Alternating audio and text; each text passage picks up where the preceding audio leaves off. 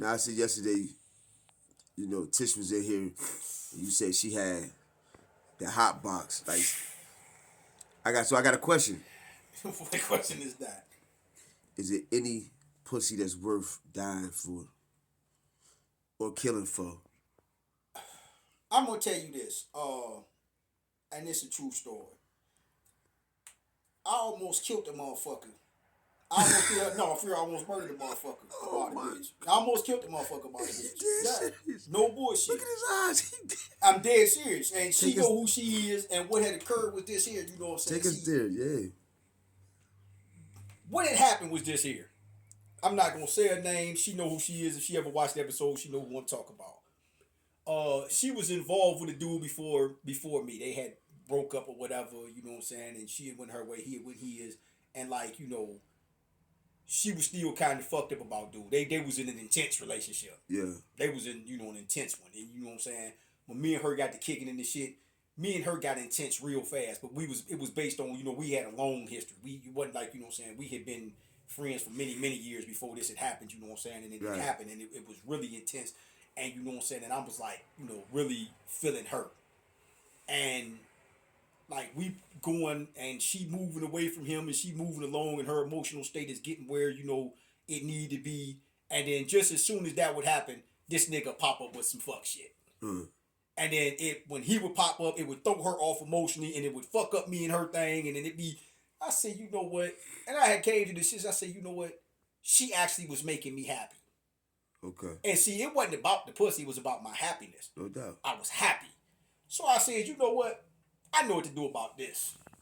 I go on and kill this nigga. And we ain't got to worry about no motherfucker popping up near another motherfucking time. Right. Fucking up this. Right. So I was just gonna go on and put the nigga on down. I was gonna do like a motherfucker, like a rabid dog, like Cujo or something, nigga. I was gonna go and knock his ass off. So you really thought about that shit? I wasn't even thinking about it, nigga. I had already planned it. I was pretty much, saying, he was about to catch it. About that. And he was about to catch it, you know what I'm saying? And my cousin. So what stopped it? My cousin happened to see, he was like, my cousin picked up on, like, he was like, I had been acting weird because I had got into planning this nigga. I was gonna fuck this nigga up, and that was, and I had been actively planning it and shit, you know what I'm saying? I had stopped hustling, and this is like, just to concentrate on this nigga. yes. And killing this nigga. Yeah, I'm gonna kill this nigga. This is over 10 years ago though. You don't, yeah, had to be about what's this, 2023? Yeah. So yeah, this had to be around. And make sure don't say no name. Yeah, I ain't gonna say that, but it had to be around 2015. So it's been about 2015. So about 8 years ago. And I was gonna knock that nigga ass off.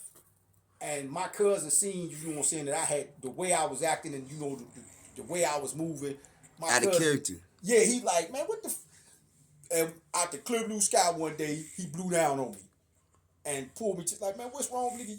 I'm like, nah, I'm cool. He said, no, nigga, you ain't cool, and he really understood. He said, no, something to fuck, And I'm like, man, you know what I'm saying? I say, no, I just got something to handle, you know what I'm saying? He said, well, shit, if it's something to handle, nigga, I'm your cousin, let's go handle it. Yeah. And you know what I'm saying? And I'm like, no, man. He like, no, nigga, ain't no to this. Nigga, if it's to be handled, we gonna handle it. Nope. And because of his insistence that he gonna get involved in this, I got to explain to him what the fuck he getting involved in. No doubt. Man, that nigga lost his motherfucking man. No doubt. No doubt. Nigga say, nigga, you crazy? But that's some honorable shit, though. And that's how that didn't transpire. But you know what I'm saying? I was gonna knock dude's ass off. I had every intention of knocking his ass off. And the thing about it is that, about that happiness. About my happiness, and then like, I was down in Youngstown at the time. Yeah. And see, knocking a nigga ass off in Youngstown is not a hard task. That shit ain't about nothing at all. That shit ain't about nothing. Niggas get their ass knocked off all the time down in the yo. Now, I wouldn't knock a nigga ass off in Meadville because you can't do that. Right. It's just too small. Right. The whole he got to be worth your life. Yeah, you got to be worth. Because you going to jail. Yeah, you going to jail if you knock a nigga ass off in Meadville. So it ain't even about to happen. Shit. You know what I'm saying? That's why, for real, like, the podcast, you know what I'm saying, or whatever, I joke and laugh and shit. Because, listen, for the most part, the niggas I'm talking about, them niggas is jokes. That's what the fuck they is, they jokes. As a matter of fact, here, let me start this home.